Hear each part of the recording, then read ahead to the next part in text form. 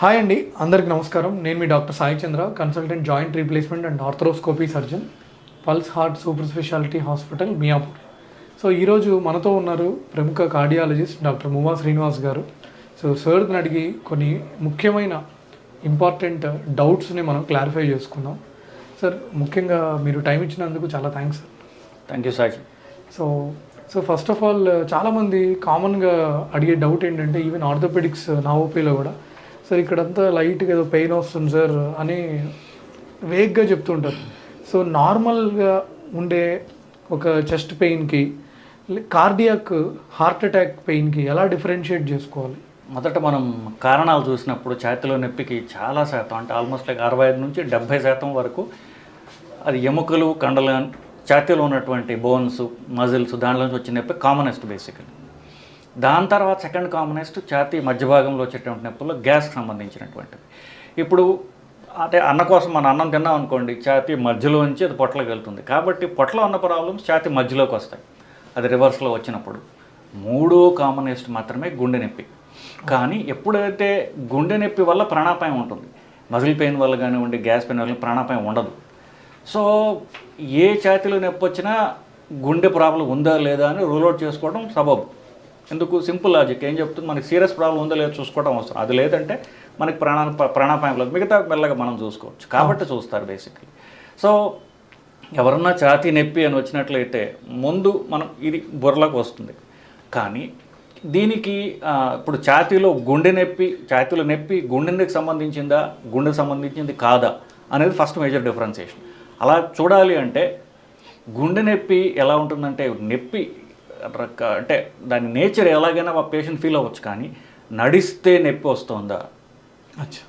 So ఏ నొప్పి అయినా నడిస్తే పెరుగుతోంది, లేకపోతే అంటే బరువు ఎత్తడం, నడవడం, లేకపోతే ఏదో పని చేయడం, దీనివల్ల పెరిగే నొప్పి గుండె నుంచి వస్తుంది. ఆ తర్వాత నొప్పితో పాటుగా చెమటలు పట్టడం, ఇది కామన్గా గుండె నుంచి వచ్చేటటువంటి నొప్పికి సంకేతం.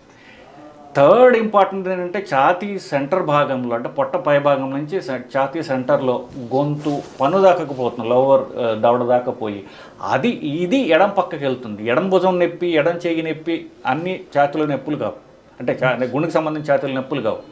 సో మధ్యలో వచ్చి అది ఎడమ పక్కకి వెళ్ళేది. ఈ మూడు టిపికల్ క్యారెక్టరిస్టిక్స్ అని అనుకుంటాం.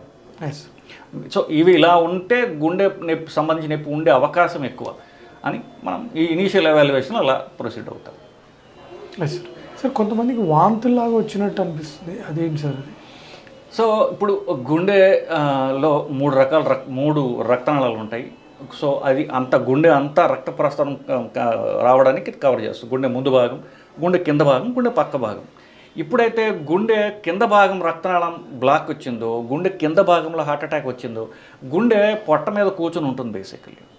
సో గుండె కింద భాగంలో ఎప్పుడైతే ప్రాబ్లం వచ్చిందో, అది పొట్టలో కొంతమందికి పొట్ట పైభాగంలో నొప్పి, మంట, లేకపోతే ఒక ఏమంటే వేగ్ ఫీలింగ్, అంటే వాళ్ళు డిస్క్రైబ్ చేయలేకపోవచ్చు. అది కూడా యాక్సెప్టెడ్. వాళ్ళు ఈ నొప్పిని క్యారెక్టరైజ్ చేయాల్సిన అవసరం లేదు. వేగ్ డిస్కంఫర్ట్ అలా ఛాతీలో కానివ్వండి, పొట్టలో కానివ్వండి, ఇట్లాంటివి వచ్చినప్పుడు పొట్టలో నొప్పి మంటలాగా స్టార్ట్ అవుతుంది పొట్ట పై భాగంలో. కొంతమందికి వాంతులు అనేవి రేర్. బేసిక్లీ పొట్ట పై భాగంలో నొప్పి, నాకు తెలిసి ఇది గ్యాస్ ప్రాబ్లం అనుకుని ఆ రోజుల తరబడి పేషెంట్ ఉండిపోయే అవకాశం ఉంది.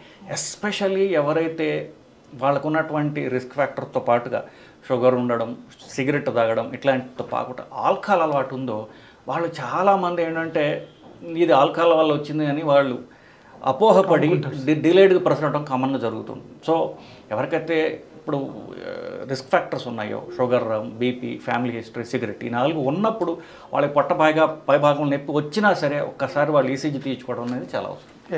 సార్, ఇప్పుడు గుండె పెయిన్ అని డౌట్ వచ్చి ఇమీడియట్గా హాస్పిటల్కి వస్తే ఈసీజీ తీస్తాం సార్. సో నెక్స్ట్ ఏంటి సార్, ఈసీజీలో ఏమైనా చేంజెస్ ఉంటే ఎలా?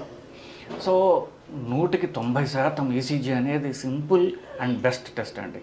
గుండెలో బ్లాక్స్ ఉన్నాయా, బ్లాక్స్ ఉంటే ఏ రక్తనాళం వల్ల వచ్చింది, ఏ గుండెలో ఏ భాగానికి ప్రాబ్లం వచ్చింది చెప్పడానికి ECG is the best test, plus widely available. So ఈసీజీలు ఆల్రెడీ వాళ్ళు చేసుకుని వస్తారు, లేకపోతే మనం ఈసీజీ చేస్తాం. ఈసీజీలో మోస్ట్లీ చాలా వరకు తెలిసిపోతుంది మరి గుండె ప్రాబ్లం ఉందా లేదా అని. కానీ ఒక్కొక్కసారి ఏంటంటే మరీ తొందరగా వచ్చిన, మరీ వాళ్ళు ఏంటారంటే ఇప్పుడు షుగర్ ఉన్న, ఇట్లా వాటిలో కొన్ని శాతం మందిలో ఈసీజీ నార్మల్గా ఉండొచ్చు వాళ్ళకి. అచ్చా. వాళ్ళకి ఒక బ్లడ్ పరీక్ష ఒకటి ఉందండి. అంటే ఇప్పుడు ఏ హార్ట్ అటాక్ వచ్చినా చివరికి గుండె కండ డ్యామేజ్ అవుతుంది. అవును సార్. సో గుండె కండ ఎప్పుడైతే ఎంత కొద్ది మాత్రం డ్యామేజ్ అయినా సరే రక్తంలో ట్రోపోనిన్స్ అనేవి పెరుగుతాయి. ఓకే. సో ఈసీజీ నార్మల్గా ఉన్నా సరే మనం అంటే 100% రూల్ అవుట్ చేసుకోవాలనుకుంటే ఈ ట్రోపోనిన్ అనే పరీక్ష చేసుకోవడం ద్వారా, ట్రోపోనిన్ పాజిటివ్ అంటే ఖచ్చితంగా గుండె ప్రాబ్లం ఉన్నట్టే, ఈసీజీ నార్మల్ అయినప్పటికీ కూడా. సో ఎమర్జెన్సీ సిచ్యువేషన్లో ఈసీజీ తర్వాత ఈ ట్రోపోనిన్ ఇది బెస్ట్ కాంబినేషన్. Okay sir. ఇప్పుడు 2 పాజిటివ్ ఉంటే నెక్స్ట్ ఏంటి సార్? సో ఇప్పుడు 2 పాజిటివ్ అంటే మొదట వాళ్ళు తెలుసుకోవాల్సింది ఏంటంటే గుండె హార్ట్ అటాక్ ఉన్నది. ఎస్. ఆ ట్రోపోనిన్ అది పెరిగే శాతం బట్టి గుండె హార్ట్ అటాక్ తీవ్రత తెలుస్తుంది మనకి. కొంచెం పెరిగితే హార్ట్ అటాక్ కొంచెం ఉన్నది, బాగా పెరిగింది అనుకోండి తీవ్రమైన హార్ట్ అటాక్ ఉన్నట్లు లెక్క. అప్పుడు ఛాతీలో నొప్పి కూడా ఉంటుంది వాళ్ళకి, బట్ ట్రోపోనిన్ పెరిగితే ఖచ్చితంగా హార్ట్ అటాక్ ఉన్నట్లు లెక్క. హార్ట్ అటాక్ ట్రీట్మెంట్ ఎలా చేయాలి అనేది మీ question base. Heart attack treatment heart attack size బట్టి ఉంటుంది. అంటే ఇప్పుడు హార్ట్ అటాక్తో పాటుగా వాళ్ళకి బీపీ తగ్గిపోయిందా, లేకపోతే మిగతా ఇవన్నీ చూసుకుంటాం బేసికలీ. సో హార్ట్ అటాక్ మందు ఇంజక్షన్లు ఇవ్వడం ద్వారా ట్రీట్ చేయొచ్చు. సో తర్వాత యాంజియోగ్రామ్ చేసి అది ఎక్కడ బ్లాక్ ఉన్నది ఆ బ్లాక్ని తీసేయడం కూడా చేయొచ్చు మనం. సో ఏ హార్ట్ అటాక్ అయినా 2 రకాలుగా ట్రీట్ చేయొచ్చు మనం. ఇంజక్షన్లు తీస్తే ఆ రక్తం నాళంలో రక్తం గడ్డ వల్ల మూసుకుపోయింది బేసికలీ. ఆ గడ్డ కరిగించడం ఎలా స్పెసిఫిక్గా మాట్లాడంటే అట్లా. ఎంత ఎర్లీగా హాస్పిటల్కి వస్తే బెటర్ సార్? ఎంత ఎర్లీగా హాస్పిటల్ రాగలిగితే అంత ఈజీగా అంత బాగా మనం ట్రీట్ చేయగలం. గోల్డెన్ అవర్ అనేవాళ్ళు. గోల్డెన్ అవర్ అంటే ఫస్ట్ 1 అవర్ నుంచి 3 అవర్స్ దాకా కనుక వాళ్ళు హాస్పిటల్కి వచ్చినట్లయితే అప్పుడు మనం సింపుల్ ఇంజక్షన్ ఇవ్వడం ద్వారా పూర్తి హార్ట్ అటాక్, ఎంత పెద్ద హార్ట్ అటాక్ అయినా వాళ్ళు రివర్స్ అవుతుంది. 3 గంటల తర్వాత ఎంత లేట్ అయితే అంత ఎక్కువ డ్యామేజ్ జరుగుతుంది.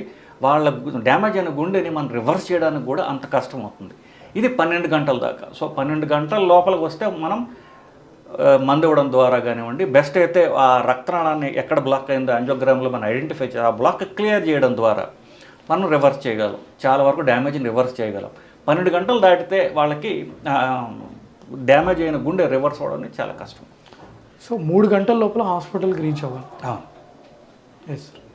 సార్ ఇంకొక ఇంపార్టెంట్ థింగ్ ఏంటంటే సార్, ఈ సిటీ యాంజియో ఈ మధ్య బాగా పాపులర్ అయిపోయింది సార్. నేను కూడా ఒక వేరే డాక్టర్ గారిని చూశాను, ఆయన వెళ్ళి సిటీ యాంజియో చేయించుకున్నారు. సో ఈ సిటీ యాంజియోలో మనకి ముందే పసిగట్టచ్చా సార్? ఇప్పుడు నా ఏజ్ 34 సార్, నేను వెళ్ళి ఇప్పుడు సిటీ యాంజియో చేయించుకుంటే నాకు, మనం ఇంతకుముందు కూడా ఒకసారి మీరు డిస్కస్ చేస్తే చెప్పారు సాయి కాల్షియం స్కోర్ అని ఉంటుందని. సో దాన్ని బట్టి నేను పసిగట్టచ్చు అంటారు. ఎందుకంటే మా తాతయ్య గారికి హార్ట్ అటాక్ ఉంది, దేవుడి దగ్గర ఇప్పుడు మా నాన్నగారికి రాలేదు. సో ఇప్పుడు అంటే నాకు అది వచ్చే ఛాన్స్ ఉందా లేదా అని. సో ఇప్పుడు మీరు డాక్టరు, బట్ ఎవరైనా సరే ఏ పరీక్ష అయినా చేయొచ్చా అన్నప్పుడు ఆ పరీక్ష ఏమిటి, ఆ పరీక్ష వల్ల మనకి ఏమైనా డ్యామేజ్ ఉందా. సిటీ స్కాన్ అనేది ఎక్స్రే. అవును సార్. సో సిటీ యాంజియో అంటే ఏంటంటే రక్తనాళంలో ఒక ఇంక్ లాంటి పదార్థాన్ని ఇంజెక్ట్ చేస్తారు, అది శరీరం అంతా తిరుగుతుంది, గుండెలో కూడా వస్తుంది. ఎప్పుడైతే గుండె రక్తనాళంలోకి వచ్చిందో అప్పుడు మనం ఎక్స్రే తీసి చూస్తారు. సో సిటీ స్కాన్ వల్ల కాస్త రేడియేషన్ ఉంటుంది. మనం ఈ డై ఇంజెక్ట్ చేయడం వల్ల కూడా కొంతమందికి ఎలర్జీలు రావచ్చు, కిడ్నీ ప్రాబ్లమ్స్ ఉంటే అది కిడ్నీ ప్రాబ్లం పెరగచ్చు, ఇట్లాంటి కొన్ని రిస్క్స్ ఉంటాయి. అది అంత ఇప్పుడు మామూలు చిన్న రక్త పరీక్ష చేసినట్టుగానో అంత సింపుల్ పరీక్ష కాదు. సో ఎవరికి చేస్తాము, అది డెఫినెట్గా ఇది అవసరం అన్నప్పుడు చేస్తాం. అవసరం ఎప్పుడు ఉంటుంది, ఎవరికైతే షుగర్ ఉంటుందో, అంటే హార్ట్ అటాక్ ఉండే బ్లాక్స్ ఉండే అవకాశం ఎవరికి ఎక్కువ ఉంటుందో వాళ్ళకి చేస్తాం. ఎవరికి ఎక్కువ ఉంటుంది, షుగర్ ఉన్న వాళ్ళకి ఎక్కువ ఉంటుంది, స్ట్రాంగ్ ఫ్యామిలీ హిస్టరీ ఉన్న వాళ్ళకి ఎక్కువ ఉంటుంది. సో ఇట్లాంటి పరిస్థితుల్లో ఒక అతను వస్తాడు, వచ్చి మా ఇంట్లో ఆల్మోస్ట్ 2 కంటే ఎక్కువ, అంటే 3కి నా బాబాయిలు, పిన్నులు, లేకపోతే మేనమావులు ఇలాంటి వాళ్ళు హార్ట్ అటాక్స్ ఉన్నాయి, మా తల్లిదండ్రులకు 2కి హార్ట్ అటాక్స్ ఉన్నాయి, నాకు హార్ట్ అటాక్ ఉండే అవకాశం ఉన్నదా అనే ప్రశ్న అడిగినప్పుడు మనం ఖచ్చితమైన సమాధానం చెప్పాలి. సో అలాంటి పరిస్థితుల్లో గుండెలో బ్లాక్స్ ఉన్నాయా లేదా తెలుసుకోవడానికి సిటీ స్కాన్ ఉపయోగపడుతుంది. కానీ ఆ సిటీ స్కాన్ అనేటువంటి టెక్నాలజీ దాని మీద మనకి పూర్తి గ్రిప్ రాలేదు ఇంకా. సో ఒకవేళ సిటీ స్కాన్లో బ్లాక్స్ ఉన్నాయనుకోండి 100% చెప్పలేము, దానికి మళ్ళీ యాంజియోగ్రామ్ చేసుకుని మామూలు అంటే కన్వెన్షనల్ యాంజియోగ్రామ్ అనేది చేసుకుని రిపీట్ చేసుకుని చూసుకోవాలి. ఎందుకంటే మనకి ఆ సిటీ స్కాన్ అనేటటువంటి పరీక్ష చూసి బ్లాక్ని ఐడెంటిఫై చేసి ఎగ్జాక్ట్గా చెప్పగలిగేటటువంటి ఆ టెక్నాలజీ అంత ఇంప్రూవ్ కాలేదు, 100% ఫుల్ ప్రూఫ్ కాదు. సో సిటీ స్కాన్ అనేది ఒక ప్రొడిక్షన్ ఇస్తుంది. దాని నుంచి తర్వాత మళ్ళీ యాంజియోగ్రామ్ చేసుకోవాలి. కానీ సిటీ స్కాన్ నార్మల్ ఉంటే బ్లాక్స్ లేనట్టే లెక్క. అచ్చా. సో ఇట్లా ఉపయోగపడుతుంది తప్ప అది ఖచ్చితంగా చెప్పడానికి అది పూర్తిగా ఉపయోగపడదు. సో ఫ్యామిలీ హిస్టరీ ఉంటే చేయించుకోవచ్చు అంటారా విత్ కార్డియాలజిస్ట్ అడ్వైస్? ఇప్పుడు అంటే బ్లాక్స్ ఉండే అవకాశం వరకు ఎక్కువ ఉంటుంది వాళ్ళకి. ఇప్పుడు షుగర్ ఉన్న వాళ్ళకి బ్లాక్ ఉండే అవకాశం ఎక్కువ ఉంటుంది. సో అలాగే షుగరు ప్లస్ స్మోకింగ్ ఉందనుకోండి, ఇట్లా ఉన్న వాళ్ళకి అవకాశం ఎక్కువ ఉంటుంది. లేదా స్ట్రాంగ్ ఫ్యామిలీ హిస్టరీ ఉన్న వాళ్ళకి, లేదా ఫ్యామిలీ హిస్టరీ ఎక్కువ ఉంది, కొలెస్ట్రాల్ రక్తంలో ఎక్కువ ఉంది, సో రక్తంలో బ్లాక్స్ ఉండే అవకాశం ఎక్కువ ఉంది, వీళ్ళు చేసుకోవచ్చు కావాలంటే. Okay, thank you sir.